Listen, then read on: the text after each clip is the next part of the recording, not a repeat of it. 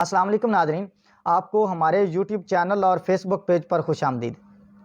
ناظرین، جس ملک میں قانون بنانے والے خود قانون کی دھجیاں اڑا رہے ہوں، جس ملک میں قانون بنانے والے خود قانون کو اپنے پاؤں میں روند رہے ہوں، اس ملک میں ترقی کیسے ممکن ہے؟ اس ملک میں خوشحالی کیسے ممکن ہے؟ حضرت مولا علی علیہ السلام کا فرمان ہے کہ کفر کا نظام تو چل سکتا ہے لیکن ظلم اور بربریت کا نظام کبھی بھی نہیں چل سکتا۔ ہم نے دیکھا کہ 18ویں صدی کے آغاز میں جو فرانس تھا وہ ایک ترقی پذیر ملک تھا، وہ ایک خوشحال ترین ملک تھا، لیکن جب کنگ لوئے آیا اس نے اپنے قانون لوگوں پر امپلیمنٹ کیے اور اس نے کہا I am the law, I am the king, اور اس نے خود قانون کی پاسداری نہ کی تو بعد میں وہاں پر بھوک اور اس حد تک تھی کہ لوگ بھوک سے مر رہے تھے، ہر طرف انفلیشن ہی انفلیشن تھی۔ تو ایک دفعہ لوگوں کا ہجوم احتجاج ریکارڈ کروانے کے لیے جب کنگ کے محل کے سامنے آیا تو کنگ کی وائف نے کہا، ملکہ نے کہا کہ اے کنگ بتاؤ یہ جو باہر لوگوں کا ہجوم ہے یہ کس لیے ہے؟ تو کنگ نے کہا کہ یہ ہم سے روٹی کی ڈیمانڈ کرتے ہیں، یہ خوراک کی ڈیمانڈ کرتے ہیں۔ تو اس وقت ملکہ نے کہا کہ اگر یہ روٹی کی ڈیمانڈ کرتے ہیں تو اسے کیک دو، اور بعد میں ہم نے دیکھا کہ پھر کیسے فرینچ ریولوشن کامیاب ہوا، پھر لوگوں نے کیسے اس کنگ کو سبق سکھایا اور کیسے اس ملکہ کو سبق سکھایا۔ وہ کیوں ہوا تھا؟ وہ اس لیے ہوا تھا کہ جو اس وقت کی ملکہ اور کنگ تھے وہ قانون کی پاسداری نہیں کرتے تھے، وہ خود کو قانون سے بالا تر سمجھتے تھے، لیکن عوام نے پھر ان کا کیسے تعاقب کیا۔ کچھ یوں ہی حال اب پاکستان کا ہے، پاکستان پر بھی ایک ویسا کنگ مسلط ہے، پاکستان پر اب ویسی ہی ایک ملکہ مسلط ہوئی ہے۔ اس طرح چرچل ایک دفعہ بیٹھا ہوا تھا اور وہاں پر جنگ چل رہی تھی اور اس نے ایک بلبوں کا کچھ سیٹ رکھا ہوا تھا جن کا ڈائریکٹ کنٹیکٹ اس نے اپنے جہازوں کے ساتھ کیا ہوا تھا جو ایئر فورس کے جہاز تھے۔ جیسے ہی ایک جہاز تباہ ہوتا تو ایک بلب بند ہو جاتا، پھر دوسرا جہاز تباہ ہوتا تو پھر دوسرا جہاز بلب بند ہو جاتا، پھر تیسرا جہاز تباہ ہوتا تو پھر تیسرا بلب بند ہو جاتا۔ اس طرح کرتے کرتے سارے بلب بند ہو گئے۔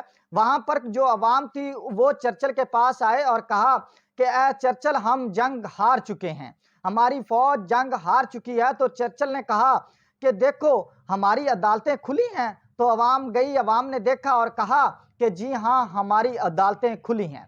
چرچل نے کہا ایک اور چیز دیکھو کہ کیا ہمارے جج موجود ہیں اور وہ انصاف کر رہے ہیں؟ تو عوام نے کہا جی ہاں ہمارے جج انصاف کر رہے ہیں۔ تو چرچل نے کہا کہ دنیا کی کوئی ایسی طاقت نہیں جو ہمیں ہرا سکے۔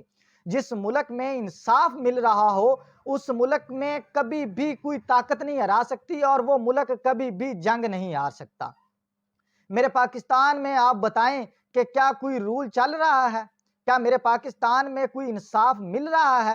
اس طرح اگر آپ کو یاد ہو کہ اپریل میں جب شہباز گل کو اریسٹ کیا گیا تھا اور غیر قانونی طور پر ریمانڈ پر بھیجا گیا تھا تو عمران خان صاحب نے کہا کہ اے خاتون جج صاحبہ میں آپ کے خلاف کارروائی کروں گا، جب ہماری حکومت آئے گی تو ہم آپ کو اس چیز کا آپ سے جواب لیں گے۔ اور تب سے لے کر آج تک عمران خان عدالتوں کا فیس کر رہا ہے، تب سے لے کر آج تک عمران خان اس بات کی سزا بھگت رہا ہے، لیکن حکومتی ارکان مسلسل سپریم کورٹ کو نشانہ بنا رہے ہیں، وہ مسلسل سپریم کورٹ پر حملے کیے جا رہے ہیں، لیکن مجال ہے کوئی ان پر توہین عدالت لگتی ہو، مجال ہے ان کے خلاف کوئی بات کرتا ہو۔ کیوں کو وہ آسمان سے اترے ہوئے ہیں؟ قانون تو ایک غریب کے لیے ہے، قانون تو میرے اور آپ کے لیے ہے۔ انہوں نے کل ایک قرارداد منظور کی جس کی کوئی اوقات ہی نہیں ہے۔ اگر معاملات پارلیمنٹ میں حل ہوتے تو پھر سپریم کورٹ کو تالا لگا دو، جس کا فیصلہ کرنا ہے پارلیمنٹ خود کرے، قرارداد منظور کرے اور لوگوں پر امپلیمنٹ کر دے۔ پھر چیف جسٹس کا کیا فائدہ؟ پھر سپریم کورٹ کا کیا فائدہ؟ اگر قرارداد سے معاملات حل ہوتے تو پھر یوسف رضا گیلانی کب کے حل ہو چکے ہوتے؟ اگر قرارداد سے معاملات حل ہوتے تو نواز شریف کب کے حل ہو چکے ہوتے؟ اگر قرارداد سے معاملات حل ہوتے تو پاکستان کی عدالتیں نہ ہوتی، بلکہ جو بھی وزیر اعظم بنتا وہ پارلیمنٹ سے بل منظور کراتا اور لوگوں پر امپلیمنٹ کر دیتی ہے۔ آپ کو الیکشن تو کرانے پڑیں گے، آپ کو احتساب تو دینا پڑے گا، عوام کا فیس کرنا پڑے گا، اور جو کچھ عوام پر آپ نے ظلم اور بربریت کا نظام مسلط کر رکھا ہے اس کا حساب انشاءاللہ ضرور دینا پڑے گا۔ انشاءاللہ نیکسٹ ملتے ہیں ایک نئی ولاگ کے ساتھ، تب تک کے لیے اپنا اور اپنے یوٹیوب چینل کا خیال رکھیے گا۔ اللہ حافظ۔